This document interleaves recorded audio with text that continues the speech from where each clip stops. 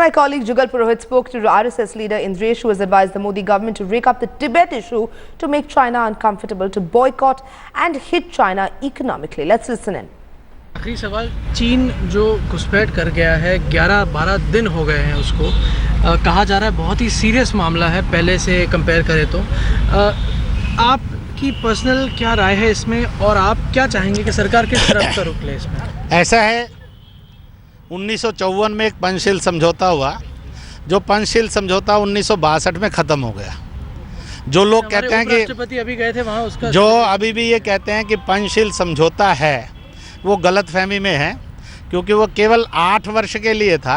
ठीक 8 अप्रैल 1962 को पंचशील समझौते नाम की कोई बाइंडिंग नहीं रही। इसी के कारण चीन ने एक दादागिरी की, हमें सितंबर अक्टूबर में उसने इन्वेड किया और उसने उसको लगातार तोड़ा है। इसलिए लगातार का एक्सपीरियंस जो कहता है, इसलिए भारत सरकार ने कड़ा रुख लेना चाहिए।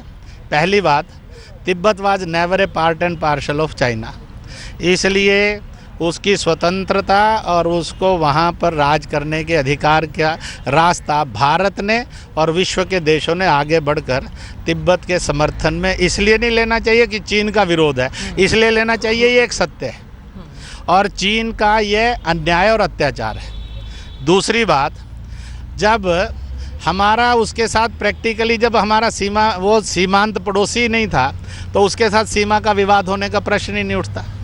वो तो तब आता है जब वो तिब्बत पर वो कब्जा कर लेता है।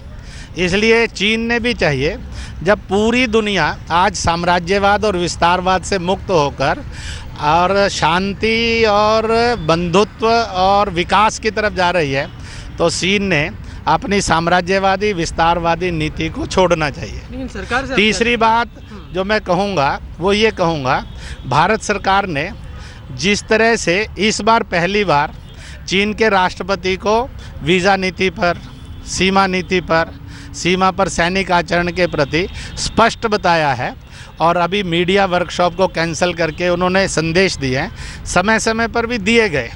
तो मुझे लगता है कि भारत की जनता आज चीनी माल से भी त्रस्त है कि सस्ता है पर घटिया है।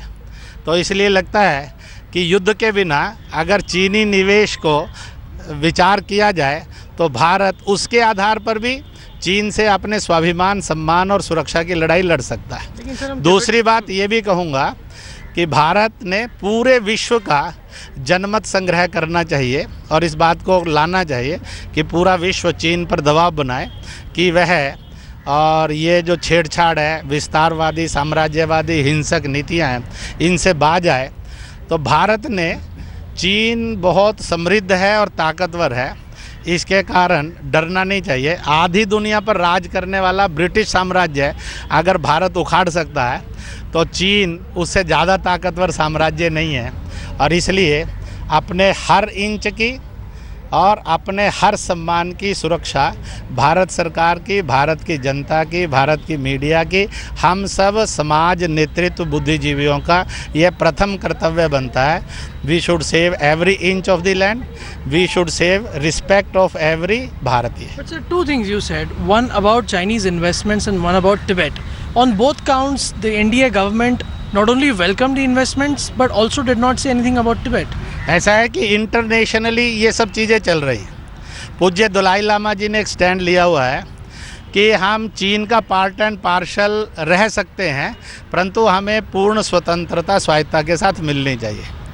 हम ये नहीं चाहते कि पूज्य दलाई लामा जी के स्टैंड के साथ भी हो, इसलिए हमने पूज्य दलाई लामा जी से भी बहुत साफ कहा है, we endorse your stand, if you will take that stand कि फ्री तिब्बत, फुल फ्रीडम, तो भारत इस पर विचार करेगा। परंतु कल यहाँ के कार्यक्रम में उन्होंने कहा कि चीन तो इतने के लिए भी तैयार नहीं है